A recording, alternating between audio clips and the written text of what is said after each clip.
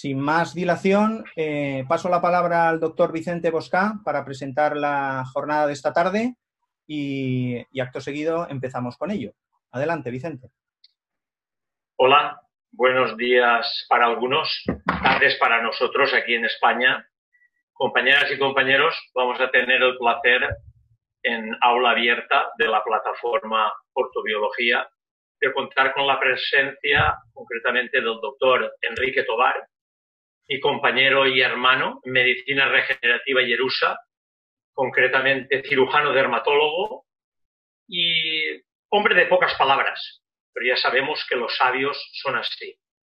Nos hablará concretamente de PRP y, cómo no, modificaciones y, por supuesto, optimización. Vamos a contar con la presencia del anfitrión, el alma mater inspirador de esta aventura que empezamos pensando que eran unos días y se va a ir más allá de semanas y se nos va de las manos, el doctor Gonzalo Mora. Bueno, ¿qué contar de él? Traumatólogo, director de ITRAMED, y a mí me viene a la memoria una frase de Einstein que decía que solo los paracaídas abiertos funcionan. Este es un tío, bueno, voy a evitar la palabra para no escandalizar, que los tiene bien puestos y sobre todo tiene el coco, lo que es el cerebro, muy abierto. Nos hablará de nanofat y PRP en traumatología. Ya sin más, Gonzalo, te cedo la palabra. Muchas gracias. Pues vamos, como siempre, a empezar. Quitamos vídeo por nuestra parte. Bueno, vamos a hablar de la optimización del PRP en patología osteoarticular. En primer lugar, vamos a hacer una breve historia. En el año 1948, Rita Levy fue premio Nobel por descubrir los factores de crecimiento nervioso. En el 52, Stalin Cohen por descubrir el factor de crecimiento epidérmico. Y luego ya en el año 1986 tenemos a Nitua, que separa el PRP concentrado de plaquetas activadas. En el 1998, la cirugía máximo-facial con el relleno óseo. Y luego en el 2000, Miquel Sánchez, amigo de Nitua, empieza a usarlo en el aparato locomotor. Y en el mismo año, en medicina estética. Vamos a ver primero un coágulo natural de sangre, contiene un 93% de glóbulos rojos, un 6% de plaquetas y menos de un 1% de células blancas. En cambio, un coágulo o gel de plasma rico en plaquetas contiene un 94% de plaquetas, un 5% de glóbulos rojos y un 1% de células blancas. Y en este momento vamos a ver qué es el PRP. El PRP es un preparado autólogo no tóxico, no alergénico, obtenido por centrifugación de la sangre del paciente a intervenir, cuya función está directamente ligada a la liberación de los factores de crecimiento de las propias plaquetas. Vemos aquí las plaquetas, que son trombocitos, son fragmentos celulares pequeños, en forma de disco, sin núcleo, derivado de los megacariocitos, que existen entre 250 y 400.000 plaquetas por milímetro cúbico. Tienen un periodo de vida menor a 14 días. Las funciones ya sabemos cuáles son, las principales, que es limitar la hemorragia al adherirse al recubrimiento endotelial del vaso sanguíneo en caso de lesión. Entre los factores de crecimiento que libera son múltiples. Está el factor de crecimiento de origen plaquetario, el de transformación beta, el de crecimiento fibroblástico, el crecimiento vasculoendotelial, el epidérmico y el insulínico. Nosotros haremos hincapié en el factor de crecimiento de origen plaquetario. Vamos a ver qué son los factores de crecimiento. Los factores de crecimiento son un conjunto de sustancias de naturaleza peptídica cuya misión es la comunicación intercelular a nivel molecular. Son capaces de modificar las respuestas biológicas celulares, ya que regulan la migración, proliferación, diferenciación y metabolismo celular e incluso la apoptosis.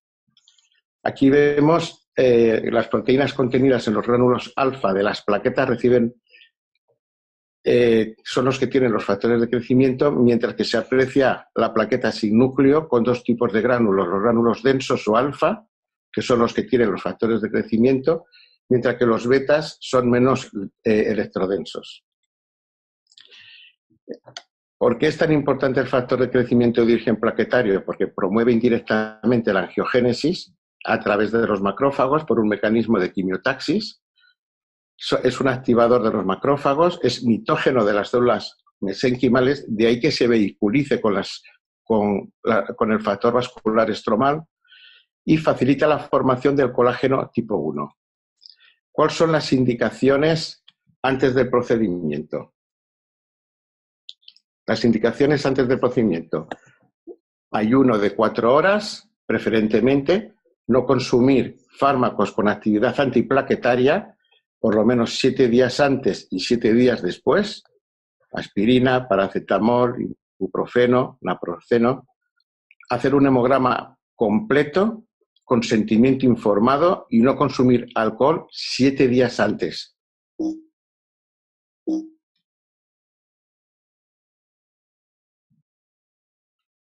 ¿Y las contraindicaciones? Las contraindicaciones son un hematocrito menor de 30, un recuento de plaquetas menor de 100.000 y cualquier alteración a nivel plaquetario.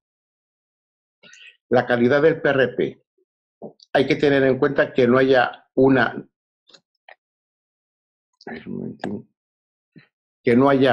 contaminación con leucocitos, porque si hay mayor de 40.000 por mililitro, destruye el colágeno por la metaloproteasa.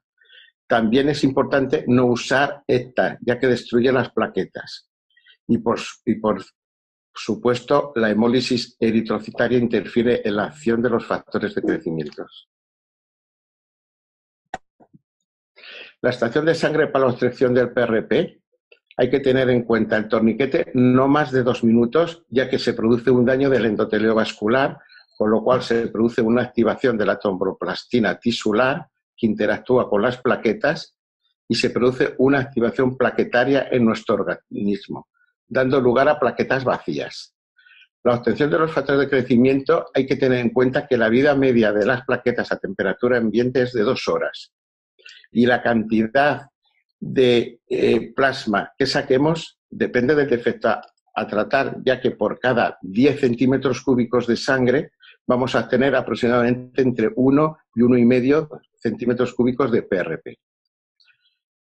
La obtención del PRP. Nosotros usamos tubos con heparina sódica a razón de 30 unidades por mililitro de sangre. También podemos usar citrato sódico. Producimos una centrifugación a 280 Gs por tiempo de 8 minutos. Y la activación, si usamos citrato sódico, usaremos cloruro cálcico y ozono a partes iguales. Aquí vemos cómo se saca la sangre, se pasa a la centrífuga, se obtiene el plasma y ahora veremos más adelante, por encima de la capa de los eritrocitos tendremos el PRP. La activación, cuando lo hacemos con cloruro cálcico, es al 10%, se usa 0,04 centímetros cúbicos por cada centímetro de PRP y se produce una transformación de protombina en trombina, que interviene en la agregación y en la adhesión a través de los receptores de las membranas de las plaquetas. Aquí vemos la separación, los glóbulos rojos, a continuación están los glóbulos blancos y a continuación está el PRP, aproximadamente 1 centímetro, centímetro y medio por cada 10 de sangre total. Vamos a hablar ahora también, porque es importante, del IPRF. El IPRF lo obtenemos sin anticoagulante, con centrifugación a 60 Gs. El tiempo de centrifugado son 3 minutos y el tiempo de trabajo entre 6 y 10 minutos. ¿Qué obtenemos con el IPRF? A diferencia del PRP, hay muchos más leucocitos, hay un 20% más de PRGF, más proteínas plasmáticas y más fibrinógeno. Aquí tenemos, esto es una página de internet, para calcular la velocidad de revolución por minuto, ya que como lo damos en G-Force, entonces tenemos que averiguar en cada centrífuga el radio del motor. ¿Cómo lo averiguamos? Sabiendo el radio y sabiendo los Gs, que unos son 280 y otros 200 G, sabremos la velocidad de centrifugación. Aquí tenemos en una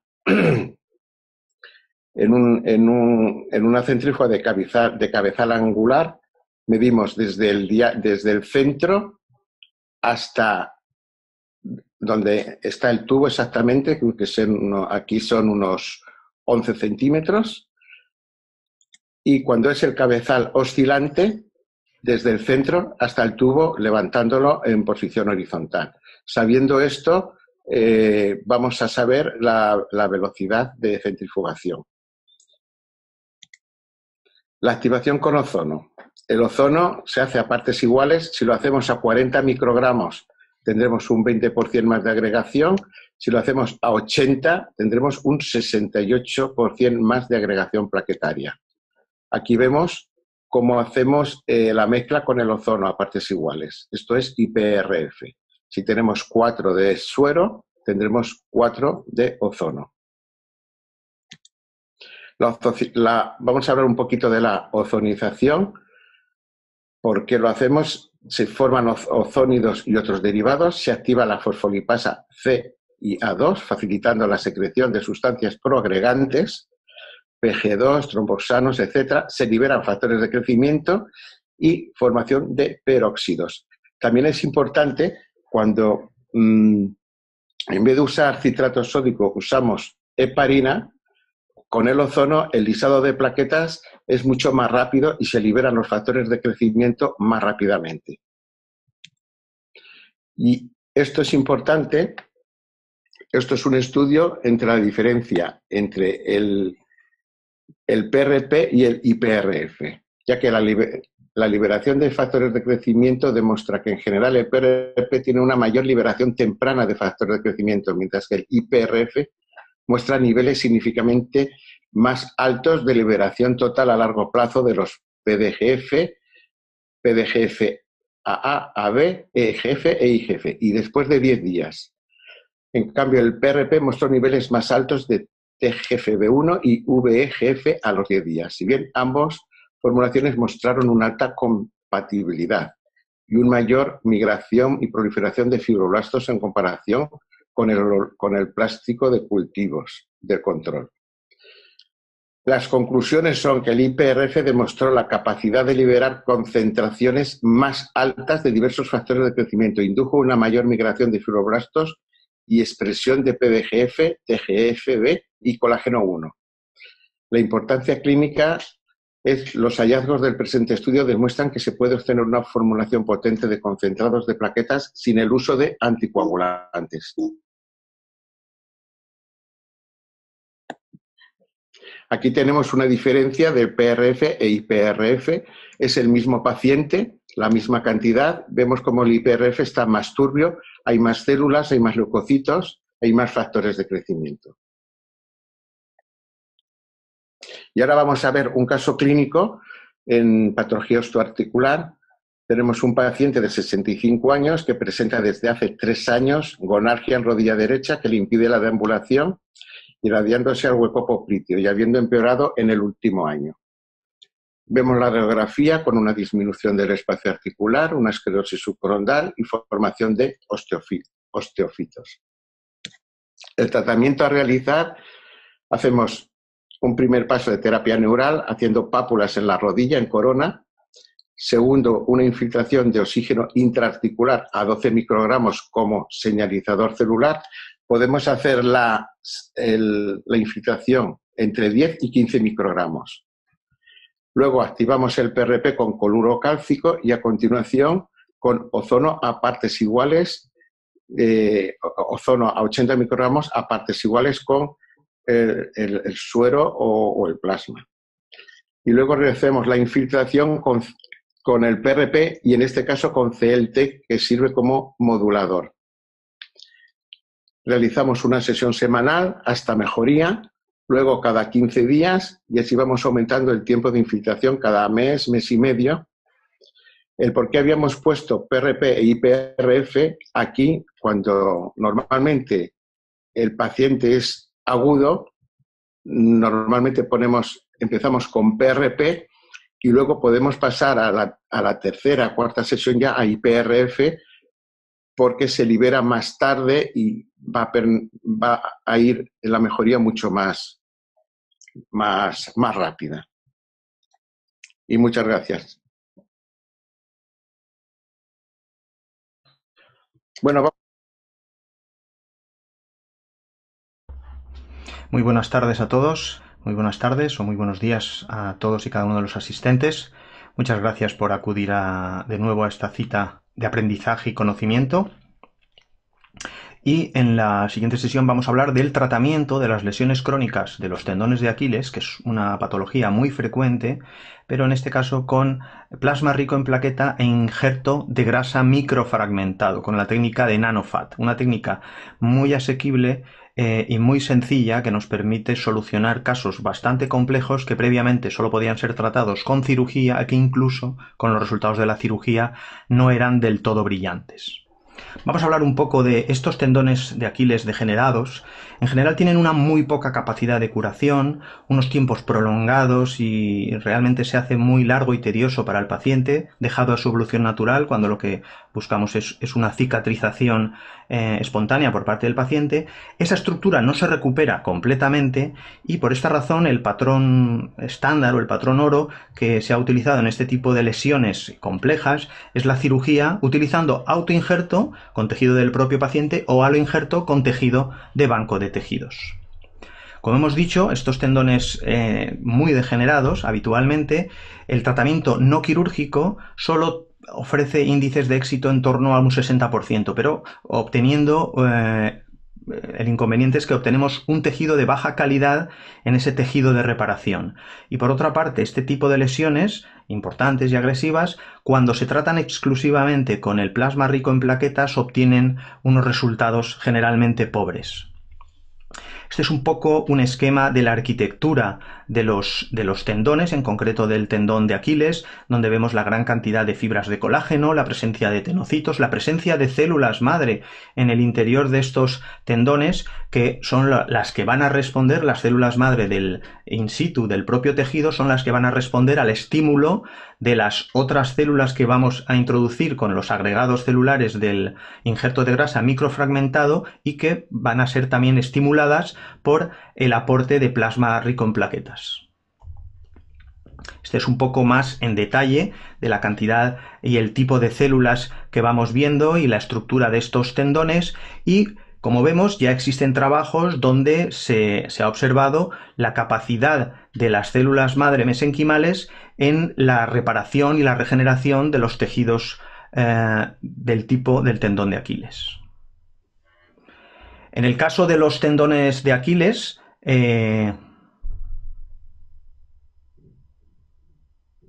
pero esto no es una técnica nueva, es decir, ya desde hace tiempo son técnicas que se vienen utilizando, e incluso en este artículo del año 2012 ya se observa un muy buen resultado, tanto biomecánico como desde el punto de vista histoquímico, en la valoración de los componentes del tejido obtenido, y que al asociar el plasma rico en plaquetas con células mesenquimales procedentes de la grasa, se observó que en el tejido neoformado existía un aumento en la resistencia, un aumento en la síntesis y en la cantidad de colágeno tipo 1, así como un aumento en los factores de crecimiento, principalmente el factor VEGF y FGF.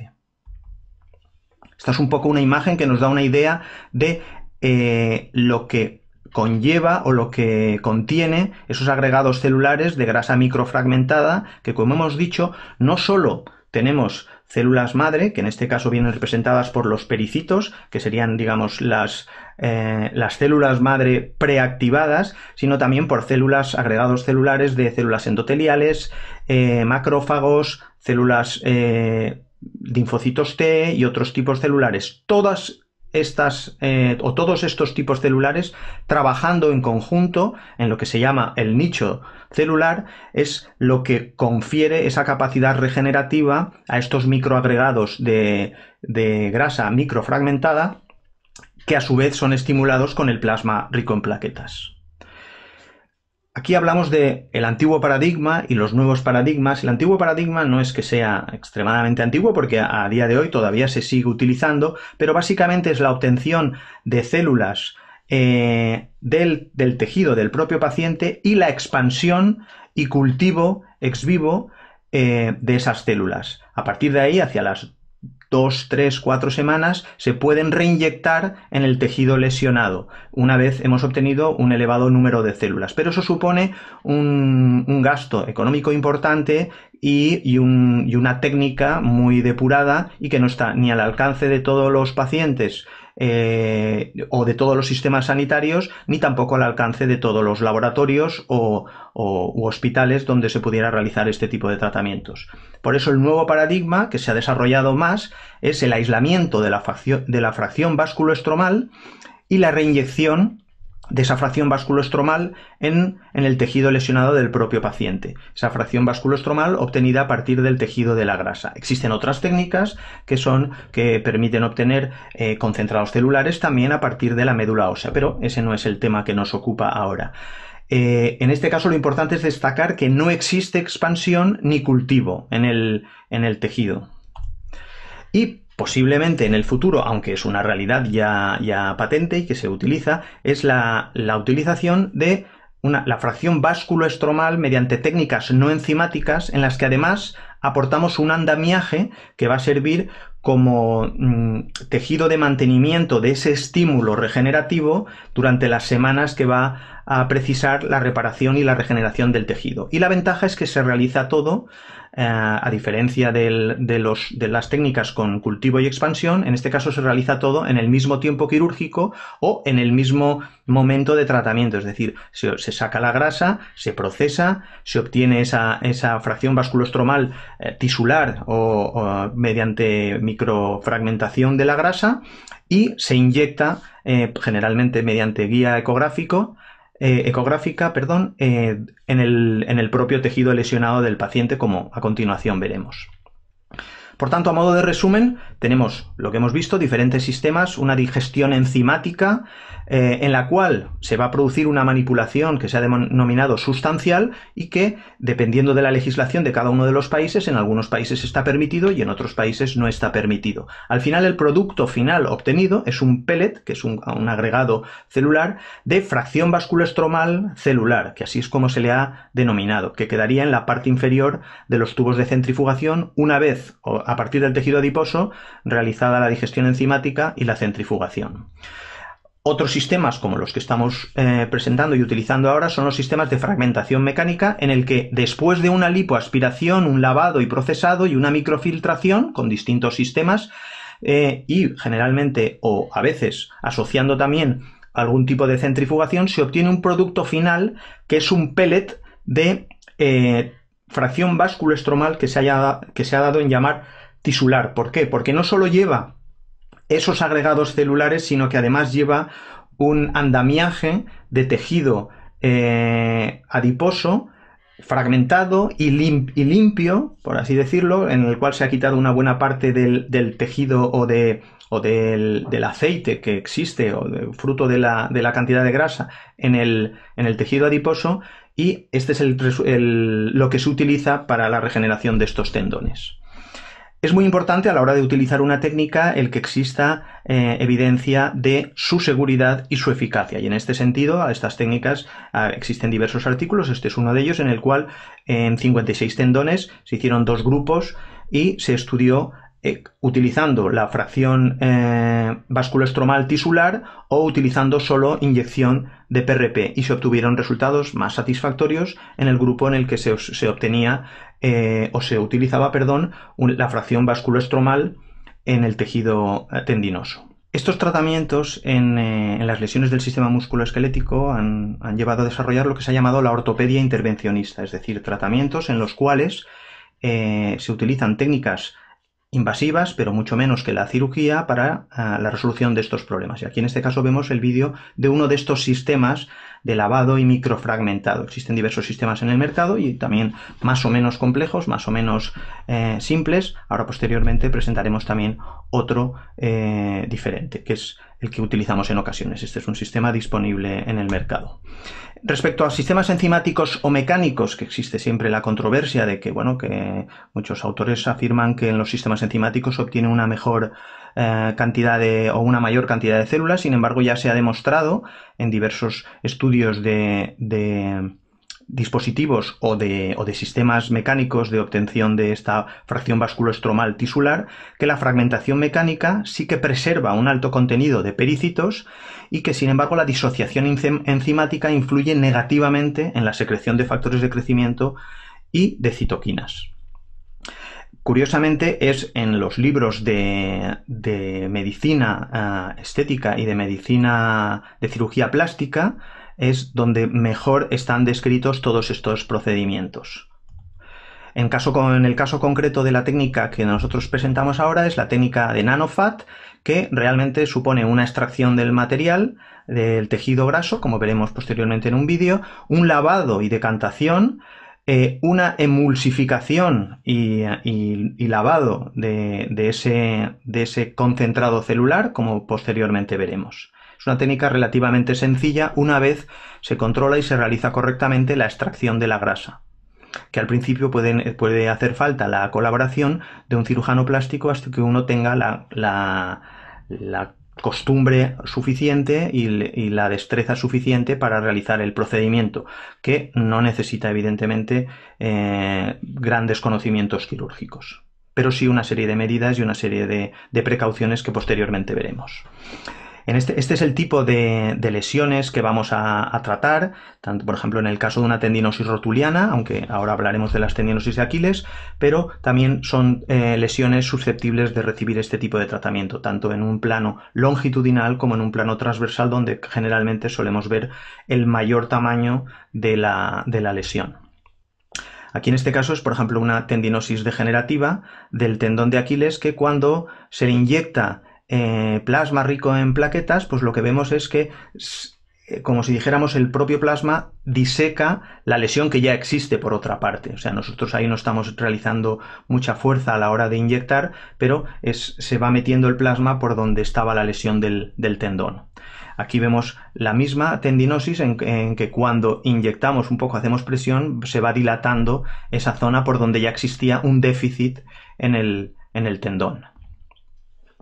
Y cuando se trata de una tendinosis aquilea no muy severa, pues bueno, en el caso de tratamiento exclusivamente con PRP podemos obtener buenos resultados. Pero como hemos visto, o como hemos dicho, perdón, cuando tengamos una lesión mucho más avanzada no obtenemos esos buenos resultados y es cuando utilizamos técnicas como las que estamos describiendo ahora. Es como si lo comparásemos con una cuerda que está un poco deshilachada, como la cuerda que tenemos en este lado, a la izquierda de la imagen, o una cuerda en la que ya existe bastante riesgo de próxima rotura en caso de que sigamos traccionando. Esa es un poco la diferencia que sería entre una tendinosis o una rotura ya considerada como rotura parcial y en peligro de que esa cuerda, o en este caso ese tendón, se rompa. En cuanto al grupo de pacientes que nosotros hemos estudiado, con un seguimiento superior a 6 meses, ha sido de 10 pacientes, por lo menos con un seguimiento superior a esos 6 meses, en los cuales hemos obtenido un resultado muy satisfactorio en 9 casos y un fracaso de la técnica, o no ha sido suficiente y ha hecho falta cirugía con tejido suplementario de aloinjerto. En este caso se utilizó en uno de esos casos de pacientes en los que previamente se había realizado esta técnica.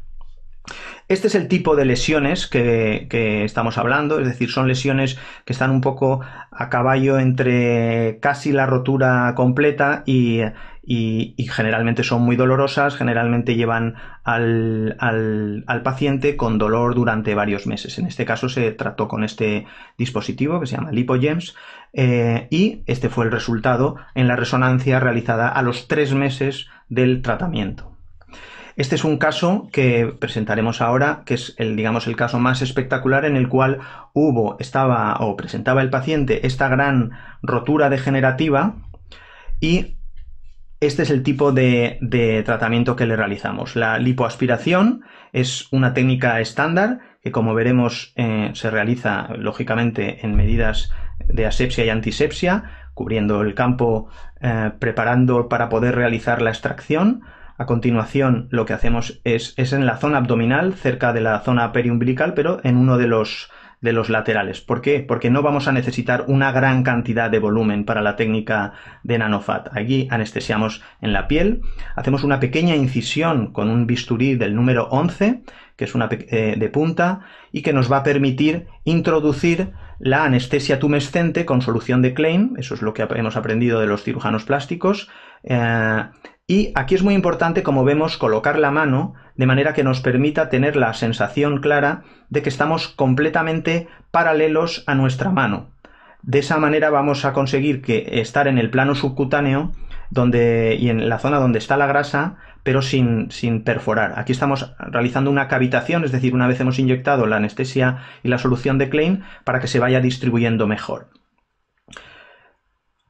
Seguimos con el mismo procedimiento y una vez terminado se espera un poco, unos 10 minutos aproximadamente, dado que la solución de Klein lleva también algo de adrenalina como vasoconstrictor. Esto es un sistema que se realiza fácilmente de manera que se bloquea el émbolo y para la extracción de la grasa se utilizan unas cánulas de extracción similares o idénticas básicamente que las de liposucción, pero es importante comentar al paciente de que nosotros no vamos a realizar una liposucción. Es una lipoaspiración porque la cantidad de volumen de grasa que vamos a obtener es muy reducida comparado con lo que sería una liposucción, es decir, el paciente no va a cambiar de talla, no va a notar un cambio estético en su abdomen. Es importante porque a veces el paciente confía en que además del tratamiento de su lesión, pues se llevará algún procedimiento estético, pero no es esa la situación. Vamos poco a poco intercambiando la cantidad de grasa que vamos sacando. Ahora vemos que quitamos esa parte de aire para poder realizar la transferencia a la jeringa de mayor tamaño, donde posteriormente decantaremos y realizaremos la limpieza con suero fisiológico para posteriormente poder proceder a una centrifugación. Aquí ahora se lo pasamos ya a la enfermera o al personal asistente que nos está realizando el procesado del tejido. En este caso se introduce suero para limpiar y poder decantar. Se le coloca una pieza, bueno, esto ya es según la costumbre que uno tenga, y aquí vamos a realizar un proceso de decantación que se dejará durante varios minutos hasta que veamos que existe una diferencia entre la parte superior del tejido de lipoaspiración y la parte inferior del suero que nos ha servido para lavar, y posteriormente ya se procederá al centrifugado y a la obtención y mezcla del tejido graso con el PRP. Aquí seguidamente veremos el caso concreto de esa lesión tan importante que veíamos. Esta es la resonancia que se le realizó en mayo del 2019, que vemos una rotura prácticamente informada de un 80% del grosor del tendón, como vemos en estas secuencias, en que prácticamente está pues a punto de caramelo, como se suele decir, para romperse completamente. Este es el momento en el que ya hemos obtenido el tejido NanoFat y realizamos el homogeneizado o la emulsificación de toda esa mezcla. Y en este momento estamos realizando en un plano corto, transversal, en ecografía, una punción de la zona lesionada, y ahí ya estamos introduciendo el tejido graso microfragmentado mezclado con el plasma rico en plaquetas. Como vemos, es muy ecogénico, muy brillante por la grasa que contiene ese tejido. Ahí estamos viendo cómo se va rellenando todo ese defecto que veíamos en la resonancia de manera prácticamente completa, y ese tejido va a permanecer. Ahora estamos en el plano longitudinal y lo mismo, tenemos como esta especie de vientre de todo el tejido graso microfragmentado con PRP que hemos podido inyectar. Y esta es la imagen obtenida de la resonancia magnética a los 3 meses del tratamiento, y vemos cómo el resultado, pues prácticamente menos en esta zona pequeña de defecto que se observa ahí, el resto se ha rellenado con un tejido de idénticas características al tejido tendinoso normal. Evidentemente tenemos un tejido muy grueso, como vemos aquí, pero eso en el fondo nos va a dar una protección. Pero vemos que la característica de ese tejido es, desde el punto de vista de resonancia magnética, prácticamente normal. Y esa sería la técnica que queríamos comentarles y presentarles. En el caso del fracaso, lo que a la hora de valorar y estudiar ese fracaso, lo que vimos es que era una lesión de tendón más en la entesis, en la zona de inserción, y asociaba una enfermedad de Hadlund en el cual existía ya un daño añadido por la exóstosis que iba realizando la lesión de manera continua en ese. Por tanto, este fue un paciente en el que posteriormente en la cirugía, además de que hubo que añadirle, como hemos comentado, una parte de tejido de halo injerto, se hubo que realizar la resección de la exóstosis de Hadlund.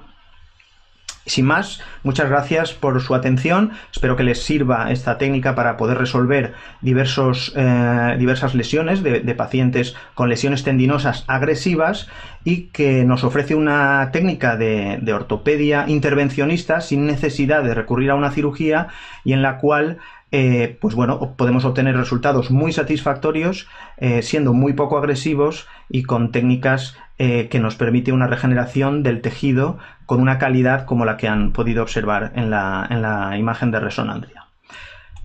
Sin más, me gustaría invitarles al próximo congreso internacional y online de ortobiología, básicamente dedicado al tratamiento de las lesiones y patologías del sistema musculoesquelético mediante técnicas de medicina regenerativa. La inscripción y el registro es gratuito, tendrá lugar del 8 al 13 de junio de este mismo año, y el registro lo pueden realizar en la página de ortobiología.com. Por otra parte, la visualización de todas las ponencias y las charlas se realizará a través de la web, con lo cual no existirá una limitación en el número de asistentes. Estos son algunos de los ponentes que participarán, ponentes nacionales en España, internacionales de diversos países.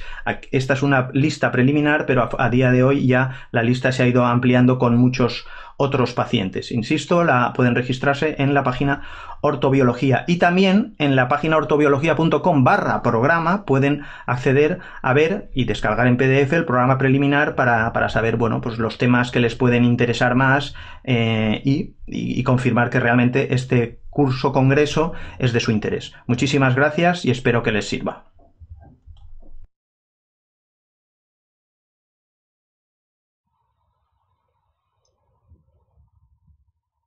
Muchas gracias. Pues seguidamente pasamos al turno de preguntas. Perdón. Vale, el doctor Vicente Bosca y la doctora Rocío Rojas se encargarán de moderar las preguntas de esta parte. Muchas gracias por su atención.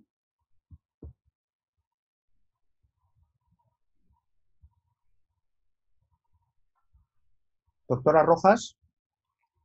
Sí, buenos días. Vamos a hacer primero las preguntas de PRP.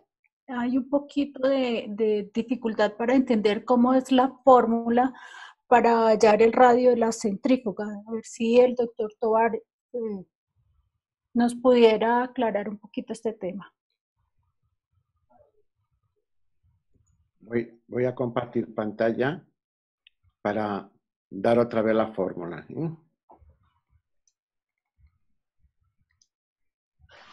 La pregunta exacta es: ¿cuál es la fuerza G para poder saber a cuántas revoluciones y a qué tiempo se debe centrifugar de acuerdo a la centrífuga que cada uno tenga? Vamos a ver, voy a poner otra vez la fórmula que está aquí. Ahí tenéis la página de internet abajo donde aparece la fórmula. Entonces, la fuerza de gravedad en el PRP son 280 Gs, mientras que en el IPRF es 60 Gs. Sabiendo los Gs y mirando el radio de la centrífuga, veis las revoluciones por minuto.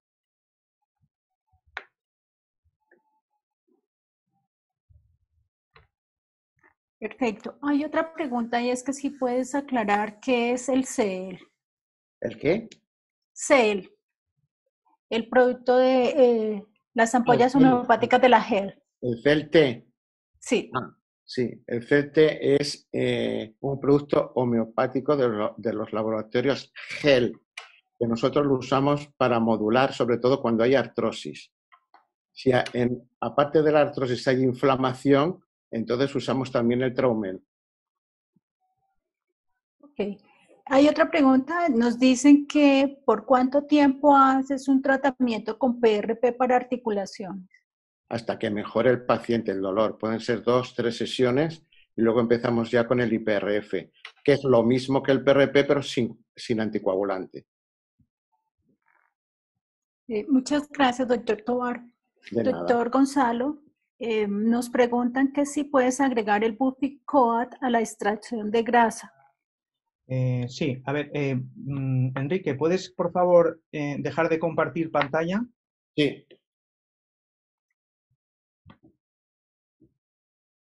Tienes que darle en la parte inferior para dejar de compartir pantalla. Bueno, en cualquier caso, yo voy...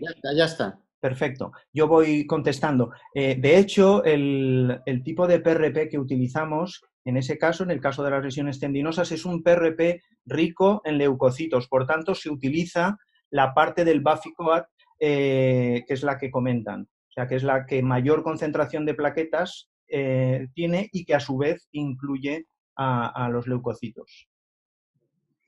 Otro doctor nos pregunta que si le adicionas ozono a la muestra que tienes. Yo no tengo experiencia con ozono, he empezado ahora a tener el contacto con este tipo de tratamientos y estoy aprendiendo de los colegas, con lo cual ese estudio en concreto no está hecho adicionando ozono.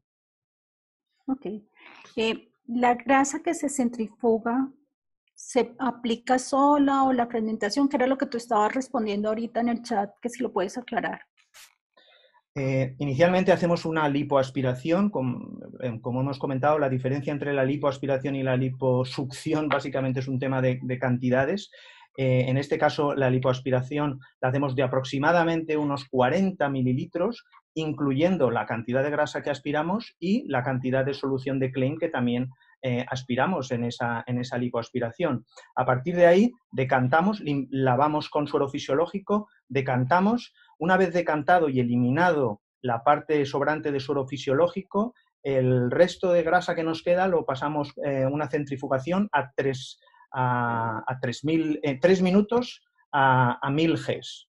Y después de ese tiempo obtenemos una triple capa, una capa superior de aceite que retiramos, una capa siguiente de grasa ya concentrada, microfragmentada y concentrada, y una capa más inferior de suero. Eliminamos las dos capas, la superior de aceite y la inferior de suero, y con la zona central de grasa microfragmentada y centrifugada pasamos a realizar, perdón, con esa fracción central es cuando pasamos a hacer la microfragmentación. La microfragmentación en el sistema de NanoFat se utiliza pasándolo de forma secuencial por una serie de filtros pequeños como intercambiadores a través de jeringas de 10 mililitros y se realiza diversos pases de un lado a otro y posteriormente se pasa, después de 3 pequeños intercambiadores de tamaños cada vez más pequeños, por un filtro, con lo cual al final el filtro que se utiliza viene a ser de en torno a unas 100 micras aproximadamente, que son unos filtros metálicos reesterilizables, y lo que obtenemos finalmente es un microfragmentado de grasa que puede utilizarse incluso a través de agujas de 27G, incluso hay gente que las utiliza en procedimientos estéticos. Yo no tengo experiencia en esos procedimientos, pero con agujas de 30G. Pero nosotros en este caso, para el caso del tendón en concreto, usamos agujas de 21G, porque inyectar en ese tendón previamente anestesiado y bloqueado un poquito más arriba no supone un problema y resulta más sencillo que hacerlo con agujas de menor calibre. Perfecto. ¿La cronicidad de la lesión es algún inconveniente para los resultados? Nosotros no hemos visto diferencias en esos 9 pacientes que hemos tenido éxito, tanto en los que generalmente llevan semanas, la mayoría de ellos llevan meses y generalmente cuando los vemos llevan ya una historia en la que si han tenido previamente ecografías u otras pruebas de imagen, ya veíamos que la lesión ha ido aumentando, es decir, se ha ido rompiendo más ese tendón. Nosotros no hemos llegado a utilizarlo en ningún caso de rotura completa. En las roturas completas yo creo que se puede asociar este tipo de tratamiento, pero además de la cirugía. Es decir, nos parece una buena solución para evitar precisamente una cirugía más agresiva y sobre todo la rotura en estos casos de lesiones que ocupan tanta amplitud como se veía, por ejemplo, en el caso que hemos presentado. Otro doctor nos pregunta que si hay experiencia en el uso de NanoFat en tendones de Aquiles postoperatorio, rotura o degenerativa. Sí, a ver, aparte de este grupo, lo hemos utilizado en el posoperatorio. Lo que pasa es que hemos utilizado, no en el posoperatorio, sino durante el tiempo quirúrgico, hemos suplementado la reparación del tejido con todo ese andamiaje del tejido graso. Y posteriormente, en las semanas siguientes, aproximadamente a las 2 semanas de la cirugía y a las 4 semanas de la cirugía, valorando ecográficamente si existe algún defecto todavía que no esté relleno por tejido que esté regenerándose, guiándonos por ecografía, hemos añadido plasma rico en plaquetas, rico en leucocitos. Pero la parte de NanoFat la hemos incluido durante el tiempo quirúrgico. Fundamentalmente porque de esa manera conseguimos realizar el procedimiento de extracción de la grasa aprovechando que el paciente también tiene una anestesia de cintura para abajo. Pero cuando lo hacemos de manera ambulatoria, la extracción de grasa, yo lo he notado personalmente porque en su momento me hicieron una extracción para ver lo que suponía y con anestesia local y un poquito de sedación muy ligera para el paciente, es un procedimiento bastante cómodo. ¿Por cuánto tiempo hacen la centrifugación del NanoFat? La centrifugación del NanoFat, 3 minutos a 1000 Gs. Ok. ¿Cuál es la cantidad de grasa que se debe sacar? Ahí depende un poco como siempre, de la experiencia, de cuando uno, mínimo, en mi opinión, para este tipo de lesiones, unos 40 mililitros, pero insisto, 40 mililitros que contienen tanto la grasa como parte de la solución de Klein. Es decir, no todo es grasa, con lo cual tenemos que calcular aproximadamente el volumen final que vamos a querer. Nosotros con esos 40 mililitros al final obtenemos de unos 10, como mucho, 8 o 10 mililitros de verdadero NanoFat, que junto con otros 8 mililitros de PRP es cuando ya podemos obtener pues, una cantidad suficiente. Si necesitásemos menos, por ejemplo, este mismo tratamiento se puede utilizar en algunas artrosis de la trapecio metacarpiana, que responde muy bien. Ahí en esos casos, evidentemente, utilizamos menos volumen. Posiblemente con una extracción de 20 mililitros es más que suficiente. Al final lo que tenemos es la mezcla, eso no lo he comentado, la mezcla entre el PRP y el NanoFat viene a ser en torno a un 50% de cada uno de los elementos o un 60% de PRP y un 40%. No solemos variar la proporción mucho. Hay muchas personas preguntando con respecto a que si puedes profundizar un poco con la técnica de sacar las células mesenquimales y la técnica de si se mezcla con el NanoFat. Bueno, realmente... Pues mira, sí. A ver, realmente... ¿Y se puedes explicar con más detalle el protocolo que usas para la extracción de células madre con el NanoFat? Vale, realmente yo creo que en una próxima charla que nos va a dar el doctor Garber se hablará de ese tema porque realmente no estamos utilizando células madre exclusivamente, estamos utilizando agregados celulares que tienen en su composición células madre, pero también tienen pericitos, también tienen células endoteliales, también tienen todo un acúmulo de células que son la suma de todas esas células, lo que se llama el nicho celular, las que en conjunto y trabajando de manera simultánea ejercen el efecto regenerativo.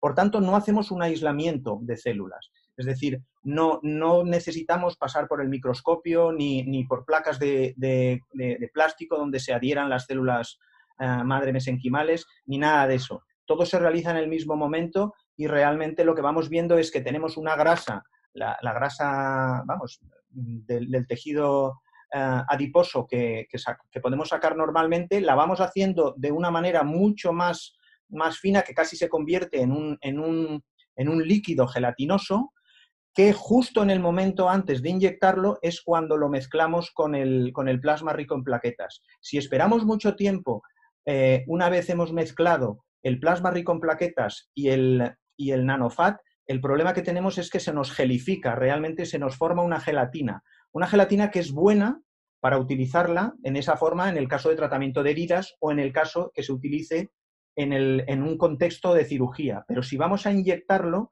necesitamos que en el momento en que se homogeneiza y se mezcla el PRP con el nanofat, justo seguidamente lo inyectemos, porque si esperamos 2, 3, 4 minutos, la presencia del colágeno en esa mezcla activa de una manera muy, muy veloz la cascada de coagulación, y todo ese plasma rico en plaquetas forma una malla de fibrina y, por tanto, no pasa por la jeringa ni por las agujas. Bueno, vamos a dejarlo descansar un poquito y vamos a darle paso al doctor Tovar. Nos preguntan, con respecto al PRP, ¿cuántos tubos extrae en promedio y de qué volumen es cada tubo? Normalmente para el PRP de la rodilla o de alguna articulación sacamos alrededor de 6 centímetros de PRP rico en plaquetas. Eso quiere decir alrededor de unos 60 centímetros de sangre. ¿Y esto va en cuántos tubos? Pues 6 tubos de 10. Ok. ¿Y qué hace con el PRP pobre? El PRP pobre normalmente lo desechamos. Dicen, con respecto al PRP, ¿cuántos tubos se extraen en promedio? Bueno, ya lo dijiste. Y que si hay alguna experiencia en el nanofat con desgarros comprometidos de Aquiles no quirúrgicos. Bueno, yo el nanofat no lo uso. Eso... No, el doctor Sí, Gonzalo. bueno, de hecho, como hemos comentado, en esos pacientes que consideramos no quirúrgicos, el resultado dejado a su evolución natural es pobre, el tejido que se forma es pobre. Entonces, el grupo de esos 10 pacientes que realizamos no habían tenido cirugía. Desde un punto de vista teórico, el gold estándar o el patrón oro en traumatología y cirugía ortopédica sería la cirugía, pero consideramos que eran candidatos a la no cirugía y fue satisfactorio en 9 de los casos. Por tanto, sería la misma indicación que para el caso de cualquier tendinopatía. Hemos tenido también experiencia en tendón rotuliano o incluso en tendones epicondíleos, en caso de que o bien el paciente no quiera una cirugía o bien consideremos que puede ser una buena indicación para no necesitar la cirugía. La ventaja, desde mi punto de vista, es que a la cirugía siempre podemos llegar a tiempo a posteriori, y además, en el caso que tuvimos que realizar la cirugía, lo que vimos es que el tejido tendinoso, al haber sido estimulado previamente, está mucho, ya no es un tejido tan degenerado, es decir, la curación de ese tejido fue mucho más rápido de lo que sería un tejido normal degenerado en una operación habitual a las cuales yo estaba acostumbrado. Es decir, ese tejido estaba más vascularizado y con mayor cantidad de colágeno, neocolágeno de nueva formación. Nos preguntan que si hace alguna preparación de estos pacientes con medicina ortomolecular o algún tipo de desintoxicación antes de hacer estos tratamientos. Pues aquí ocurre lo mismo que con el ozono. Hasta ahora no tenía yo preparación ni formación en estas áreas, y desde que he empezado a tener contacto con este magnífico grupo de Otto Warburg, pues es donde estoy realmente aprendiendo, pero me parece fundamental el tener una cierta preparación para que el paciente esté en una mejor situación de salud y pueda formar su colágeno de una manera mucho más eficaz. De pronto el doctor Bosca nos puede contestar esta pregunta.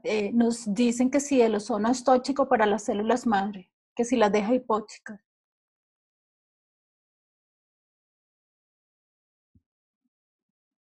Bueno, vamos a ver. El tema del ozono es tan controvertido que no hay un criterio unificado en cuanto al comportamiento en las células madre en sí. Lo que sí que queda claro, y ayer quedó patente, que hay una acción rápida y una acción lenta, y en la acción rápida que tiene sobre la sangre hay una acción sobre los leucocitos, sobre las plaquetas y sobre los hematíes. y en la acción lenta ya veíamos que el ozono mejora la función de la médula ósea en sí. Por eso no hay un criterio unificado en cuanto a las células madre. Bien es cierto que Regenerativa Yerusa prepara, por supuesto, el PRP ozonizado. Lo ha comentado mi compañero el doctor Tobar. Y también es cierto que cuando tenemos un preparado con PRP ozonizado a partes iguales, empezamos ozonizando a 40 microgramos de concentración. Y después de leer al catedrático ya fallecido, el doctor Belio Bocci, de Italia, que aconsejaba a 80 microgramos, pasamos a ozonizar el PRP a partes iguales a 80 microgramos. Con lo cual, cuando vehiculamos las células madre, tanto de la médula como de la grasa, no hace falta ozonizar. Muchas gracias, doctor. Doctor Tobar, nos preguntan por qué solamente coloca el torniquete durante 2 minutos para extraer el PRP. A ver, repítemelo. ¿Por qué solo tienes que poner el torniquete durante 2 minutos para extraer la sangre del PRP? Ya lo hemos explicado, porque se produce dentro una lesión y entonces aparecen, cuando se saca la sangre, las plaquetas están vacías. Entonces tiene que ser como mucho 2 minutos para que sea un PRP de calidad.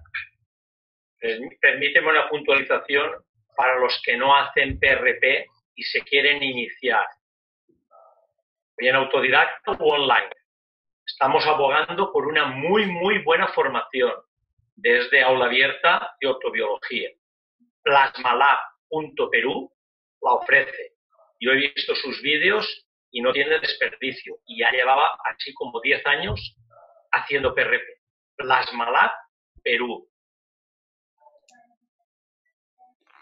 Nos están preguntando, doctor Gonzalo, ¿cuál es la marca del NanoFat que utiliza? No tiene marca. La marca del NanoFat es la grasa del paciente. Quizás lo que están preguntando es la marca de los filtros.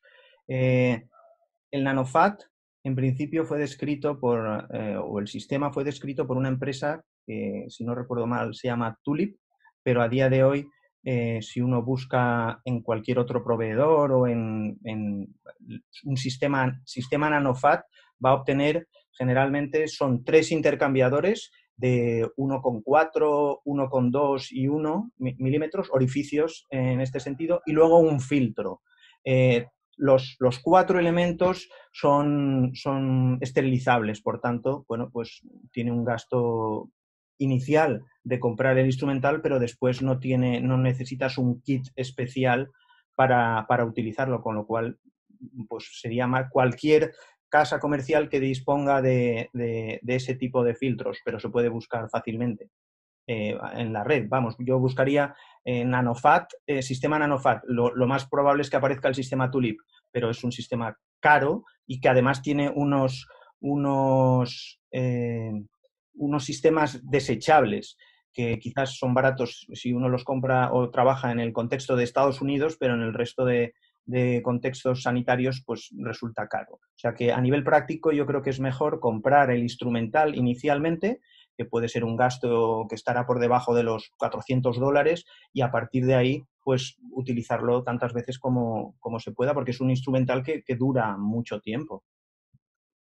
También nos preguntan que si tiene alguna experiencia con defectos del tendón de Aquiles congénito. No, con defectos del tendón de Aquiles congénita yo personalmente no tengo ninguna experiencia. No obstante, en el fondo sí que tengo experiencia en defectos congénitos del ligamento cruzado, en los cuales tenemos unos ligamentos cruzados muy atróficos, y utilizando en este caso proloterapia, que será un tema del cual hablaremos en próximas sesiones, porque al final lo que estamos provocando es un inicio de la cascada de curación y de regeneración de los tejidos. Pero siguiendo el hilo de esta ponencia, yo creo que si se utiliza en esas lesiones atróficas o lesiones congénitas del tendón de Aquiles, si se estimula, se genera una herida y además se suplementa con con este tipo de tratamientos, en el fondo estamos poniendo en marcha el sistema de curación y por tanto se va a formar presumiblemente tejido, pero yo no tengo experiencia personal. Tenemos otra pregunta muy abierta para quien la pueda responder. Es ¿qué experiencia tenemos en la articulación temporomaxilar, en las lesiones de la articulación temporomaxilar? Personalmente ninguna, a pesar de que toda mi familia son odontólogos. ¿El doctor Tovar o el doctor Bosca de pronto nos pueden ayudar? Yo pongo terapia neural, PRP no he puesto. En este caso, ayer hablamos de terapia neural y uno de los puntos clave es la boca. Hay que pedir una orto y, por supuesto, en muchísimas ocasiones nos vamos a encontrar con una ATM. La ATM, la afección de la articulación temporomandibular, es Princeps el tratamiento con terapia neural. Si seguimos el hilo conductor de lo que es aula abierta, vamos a ver en las próximas semanas ponentes de primer orden que nos seguirán hablando de terapia neural. Les propondremos que nos expliquen el segmento para la ATM. Perfecto. Hay una pregunta, doctor Gonzalo, y es que no habló en ningún momento de la colagenasa, si la usa o no. ¿Puedes abrir el micrófono? Gracias, sí. La colagenasa u otras enzimas, en la legislación española tenemos bastante restricción en ese sentido. Por tanto, yo personalmente no tengo experiencia con el uso de colagenasa o lecitina, que aquí se considera como una manipulación sustancial. Y según la información que yo tengo de la Agencia Española del Medicamento, salvo en ensayos o en estudios en los cuales se pide un permiso especial, no puede utilizarse de manera habitual. Hay un poquito de confusión con respecto al pellet, a la utilización del pellet, porque hay una doctora que está preguntando que si coges o no el pellet. A ver si de pronto lo puedes aclarar.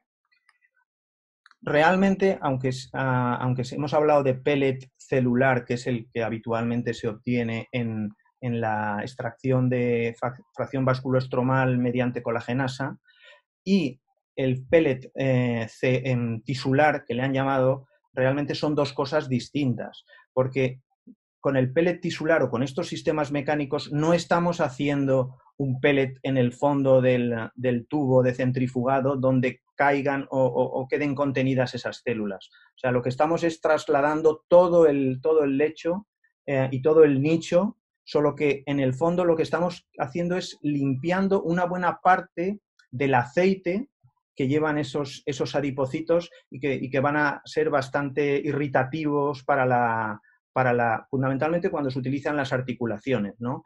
Y también de esa manera disminuimos el volumen total y conseguimos que lo que pongamos sea células y tejido conectivo de toda la malla del tejido adiposo, pero no estamos sacando el pellet, o sea, no es como si fuera un pellet celular de la fracción vasculoestromal unido a grasa. Son dos conceptos distintos. Otra cosa es que el nombre que se le ha dado es fracción vasculoestromal celular, a la que conocemos todos, y fracción vasculoestromal tisular, a esta nueva forma. Quizás eso puede llevar a confusión. ¿La postura del nanofat es dolorosa? ¿Perdón? Dice, ¿el paciente tiene un dolor posterior al procedimiento con nanofat? Lo que hemos visto es que si depende depende del sitio donde se coloca. En general, cuando se coloca en un tendón, no muestra un dolor especial más que el derivado de que, bueno, ha habido una expansión en esa zona, ha habido muchas veces una micropunción previa en esa zona para también generar una lesión. O sea, en tejidos sólidos, por así decirlo, no hemos encontrado una situación de dolor importante. En algún caso, cuando se ha utilizado ese mismo tratamiento a nivel intraarticular, sí que hemos encontrado un dolor que puede ser incluso importante, pero que parece que va relacionado a cuanto más se lava con suero fisiológico, menor es esa reacción dolorosa, lo cual supone que menor irritación estamos causando en ese momento en la articulación.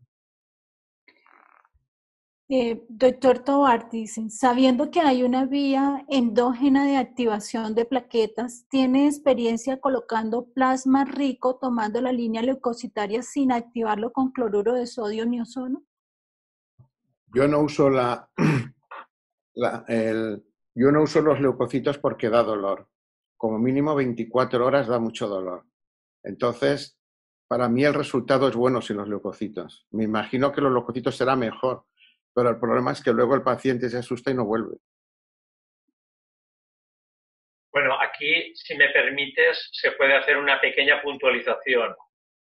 Todo dolor puede estar en fase, dentro de ser crónico, en un proceso hiperálgico. En estos casos es como bien dice el doctor Tovar, cuando se tiene que evitar el PRPS con leucos.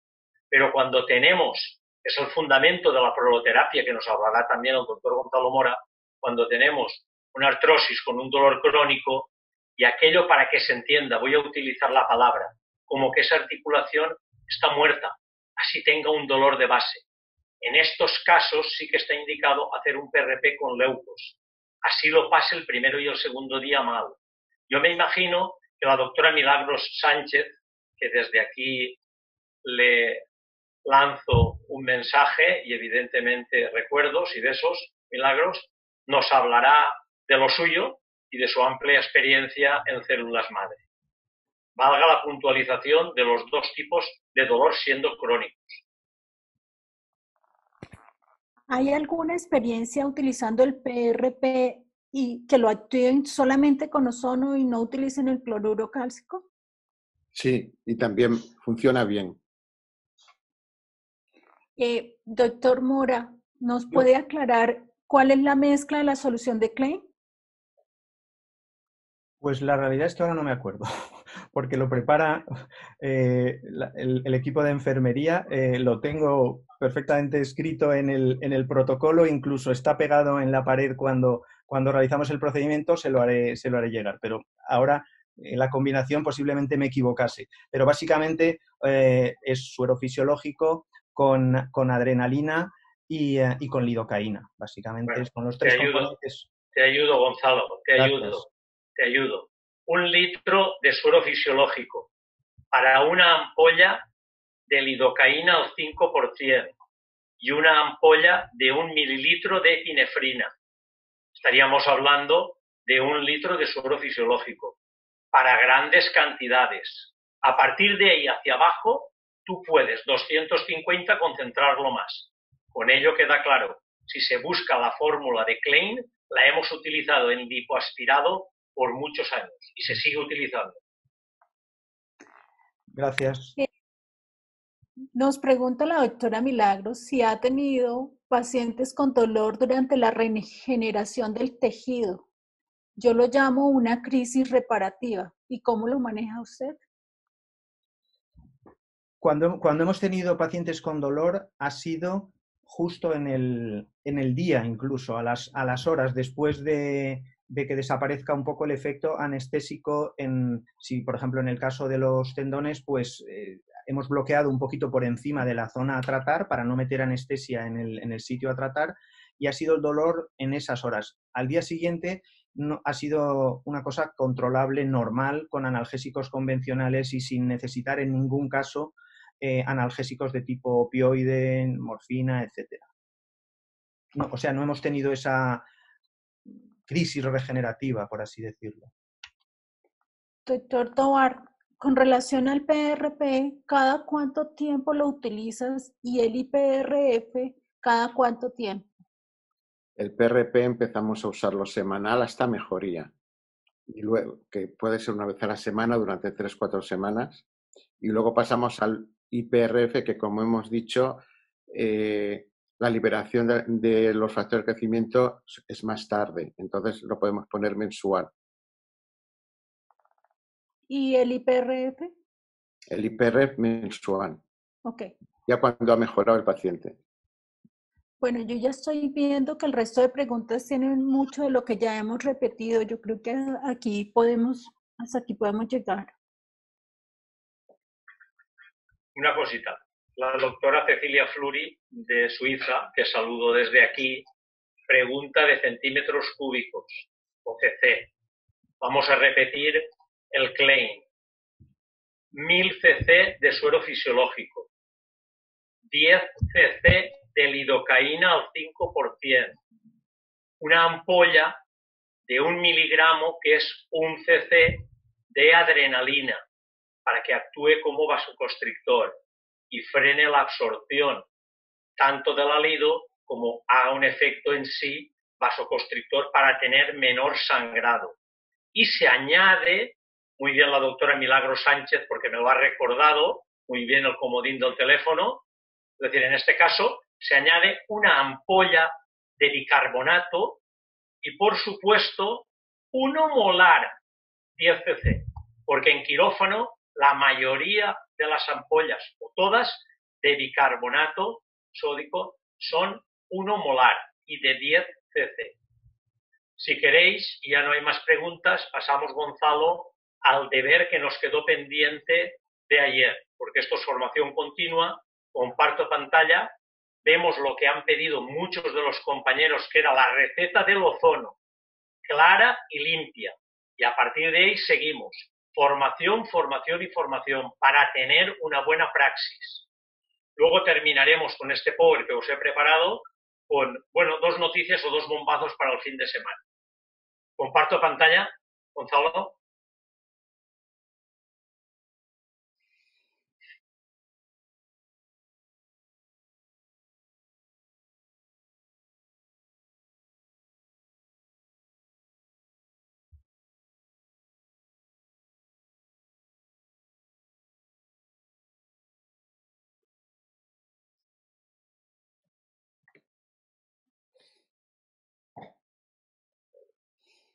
¿Se ve bien, Gonzalo?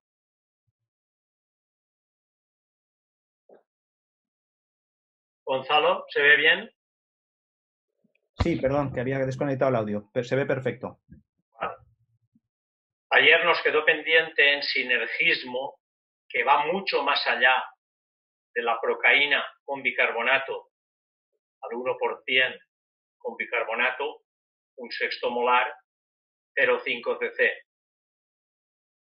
El ozono, que también nos hablará la próxima semana el doctor Dante Converti, neurocirujano de Argentina, de ese sinergismo asociando también PRP e incluso células madre.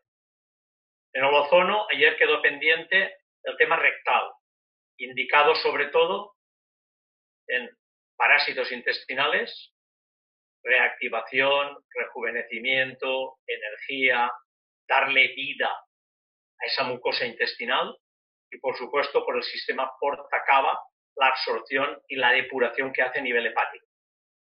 Pueden tomar nota que es una sonda, la sonda uretral es la que utilizamos y nos vale, a jeringas de 100 cc o a máquina directamente, ozono a 40 o 50 microgramos, yo lo suelo utilizar a 40 microgramos y paso a 50 microgramos cuando hay parásitos. Y la cantidad, kinder, y básico las primeras sesiones, a 100 cc. Podemos llegar a 400 y a 500. Me consta, pusimos un poquito de deber para la gente de medicina integrativa y que se leyera lo que es hormesis con H.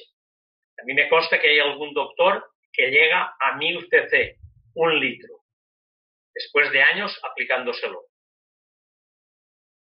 En el ozono directo, el vídeo a través del WhatsApp se ve perfectísimamente el tipo de burbuja que comentamos.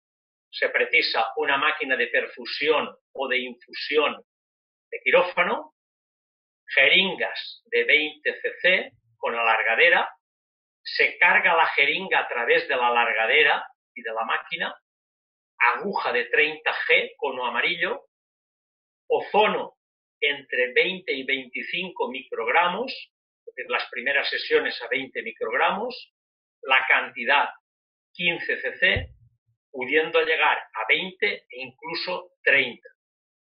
El paso entre 8 y 10 minutos.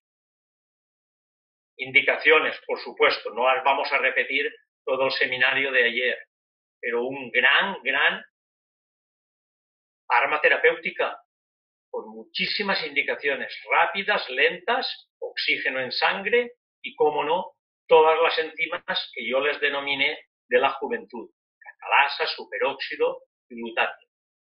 Autohemoterapia mayor. Sistema cerrado, por supuesto.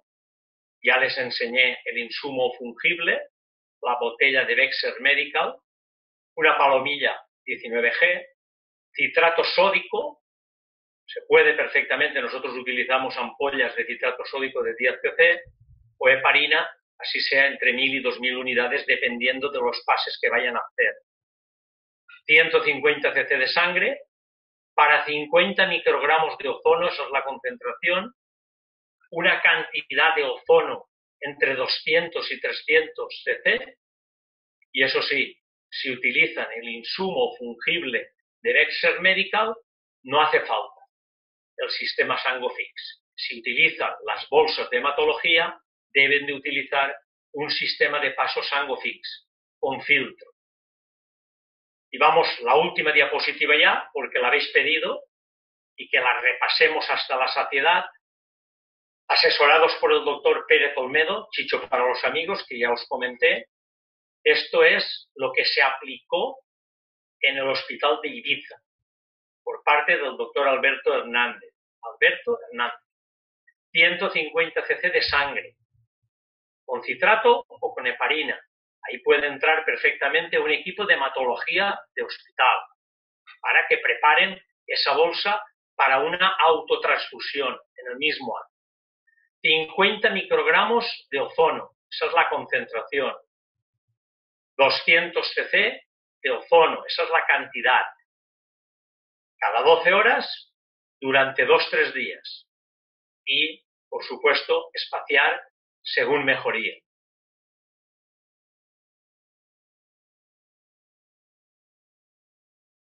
Ya con esto salgo, me das paso, Gonzalo, a sala.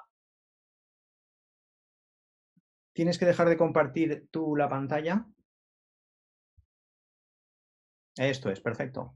Vale. Y ahora, si me permites, y con esto termino, este es el libro que presentamos ayer. No sé si lo veis bien. ¿Lo veis bien? No. Bueno, lo comento.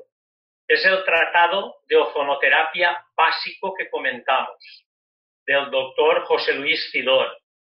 Bueno, pues en primicia estaba descatalogado, lo va a volver a editar, lo que será la 6ª edición, revisado y actualizado, porque así lo han pedido la mayoría de los compañeros del chat, de Centroamérica, Sudamérica y España.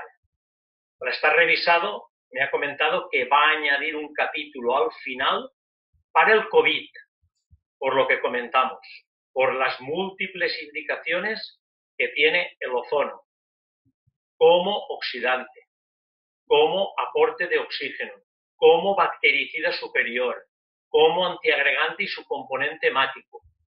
Y por supuesto, si estamos en medicina integrativa, quisiera equivocarme, este es un quimeravirus, ha abierto la caja y en el momento en que se abre la caja de los truenos, sigo diciendo, quisiera equivocarme, pero pueden venir, si no más pandemias, epidemias puntuales de quimera virus. Ya solo comentarles que Aula Abierta, porque lo habéis preguntado también, seguirá de martes a sábado a las 6 de la tarde. Curiosamente, la próxima semana, el sábado es el 1 de mayo, la fiesta del trabajo. Pero nos gusta tanto nuestra profesión y la sentimos y la amamos, que ese día acudiremos a clase, al cole. Tendréis cumplido programa de las próximas ponencias, tanto en inmunogenética como, por supuesto, en terapia neural y ozono, proteinómica. Vamos a tener a los 3 tenores, será un trío, y de qué manera cantan, cómo cantan los 3, y por supuesto ya el fin de semana, viernes y sábado, dedicado a medicina regenerativa, de la A a la Z, células madre, de médula, de grasa y y de cordón umbilical con exosomas. Por mi parte es todo, Gonzalo. Muy bien, muchas gracias. Sin más, simplemente añadir que en el chat he añadido los links a los vídeos que posiblemente se han visto ralentizados durante la presentación para que puedan verlos a la máxima resolución y con el ritmo que corresponde. Muchísimas gracias y bueno, y nos vemos el martes día 8 el día 28, perdón, de este mes, el martes que viene, a la misma hora. Muchísimas gracias. Hasta luego.